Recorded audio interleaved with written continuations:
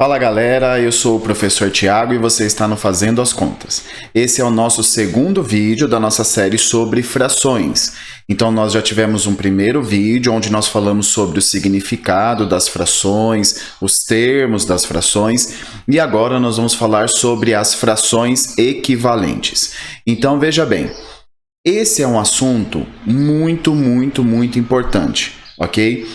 Quando você vai somar, adicionar frações, subtrair frações, quando você precisa fazer lá o MMC entre os denominadores, toda aquela história, na verdade, tudo que está acontecendo ali por trás é o conceito de frações equivalentes. Então, se você entender o conceito de frações equivalentes, isso vai te ajudar muito.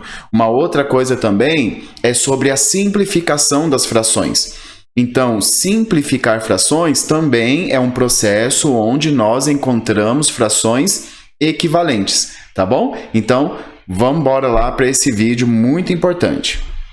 Bom, começando então com a questão da ideia das frações equivalentes. Bom, nós já vimos a representação geométrica. Aqui eu tenho um inteiro que foi dividido em 5 partes e eu peguei 2 partes. Então, essa representação gráfica é da fração 2/5. Agora, perceba o seguinte. Eu poderia pegar um outro inteiro exatamente do mesmo tamanho do primeiro. Mas, ao invés de dividir em 5 partes, dividir em 10 partes. E ao invés de pegar 2 partes, pegar 4 partes. Esse desenho aqui de baixo é a representação gráfica da fração 4/10. Mas perceba que a quantidade que eu peguei aqui em cima e a quantidade que eu peguei aqui embaixo são exatamente iguais. É a mesma quantidade, não mudou. Então, mudou aqui a representação da fração, mas a quantidade que eu estou pegando é a mesma. Então, imagine que isso daqui é uma barra de chocolate. Se você dividir essa barra em 5 partes iguais e pegar 2, é exatamente a mesma coisa que você dividir essa barra em 10 partes iguais e pegar 4. Ok? Então, 2/5 é a mesma coisa que 4/10. Bom, pensa aí, será que você consegue encontrar alguma relação entre o número 2 e o número 4, o número 5 e o número 10? Pense aí se você consegue encontrar alguma relação entre esses números. Bom, se você está desconfiando que tanto 2 como 5 multiplicados por 2 vão resultar nessa fração daqui, você está muito certo, é isso mesmo, ok? Então, na verdade, encontrar frações equivalentes nada mais é do que você multiplicar o numerador e o denominador por um mesmo número. Pode ser um número qualquer, mas tem que ser o mesmo número que você multiplica em cima e embaixo. Então, todas as vezes que multiplicamos o numerador e o denominador por um mesmo número, teremos uma fração equivalente. Então, vamos ver alguns exemplos e encontrar frações equivalentes. 1/3, por exemplo. Então, eu posso multiplicar por 4? Eu posso multiplicar pelo número que eu quiser. Obviamente, não vou multiplicar por 0. 0 é o único número que não vale. Se você multiplicar por 1, você vai continuar com a mesma fração. Então, vou aqui escolher o 4. 1 vezes 4 é 4 e 3 vezes 4 dá 12, ok? Então, 4/12 é uma fração equivalente a 1/3. Bom, eu poderia multiplicar o 4/12 por um outro número qualquer. Então, escolhi multiplicar em cima e embaixo por 2. E o resultado, então, 8/24. 8/24 é uma fração equivalente a 4/12, que é uma fração equivalente a 1/3.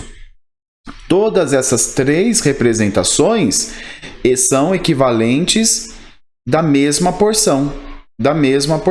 Então, voltando àquela história da barra de chocolate, pegar uma barra de chocolate, dividir em 3 partes iguais e pegar uma, é a mesma quantidade se você dividir essa mesma barra em 12 partes e pegar 4, ou se você dividir essa barra em 24 partes iguais e pegar 8.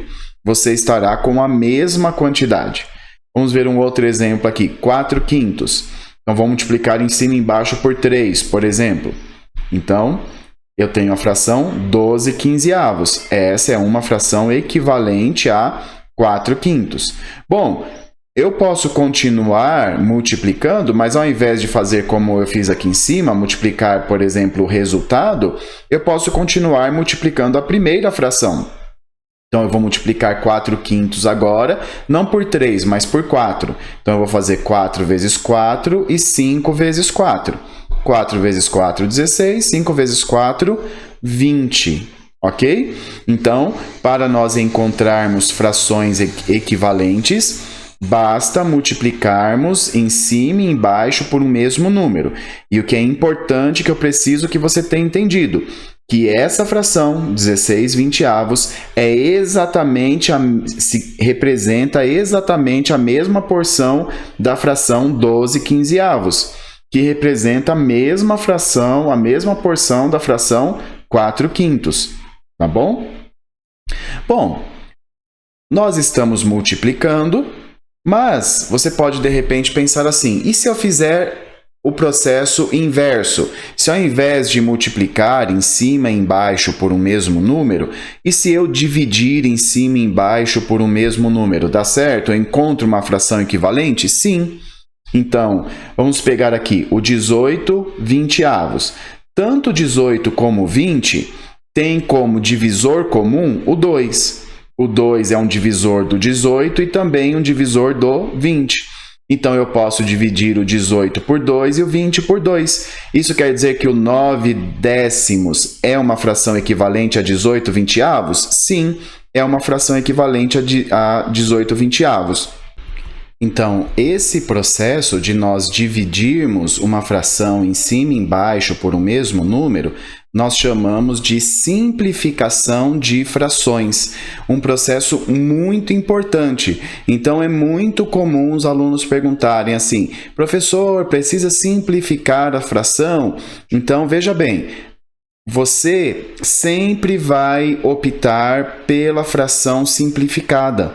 Você vai resolver um certo problema ou uma certa conta, vai fazer uma certa conta e o resultado é uma fração. 99% dos casos, se você consegue simplificar, se essa fração pode ser simplificada, você vai optar por simplificar a fração, ok? Então, a simplificação de frações nada mais é do que dividir o numerador e o denominador por um mesmo número, ok? Agora, dá uma olhadinha aqui para esse 9 décimos. Perceba que se eu quisesse continuar o meu processo de dividir em cima e embaixo por um mesmo número, eu não conseguiria. Por quê? Porque não existe nenhum divisor em comum entre o 9 e o 10. Os divisores do 9, 1 e 9. Os divisores do 10, 1, 2, 5 e 10. Não tem nenhum divisor em comum além do 1, obviamente. Isso quer dizer, então, quando eu não consigo mais dividir por um mesmo número em cima e embaixo, nós chamamos essa fração de fração irredutível. Fração irredutível. Então, quando nós estamos trabalhando com frações, se nós podemos simplificar a fração, nós vamos sempre simplificar até nós chegarmos na fração irredutível. Então, vamos ver outros exemplos de simplificação. 12 sessentaavos, por exemplo.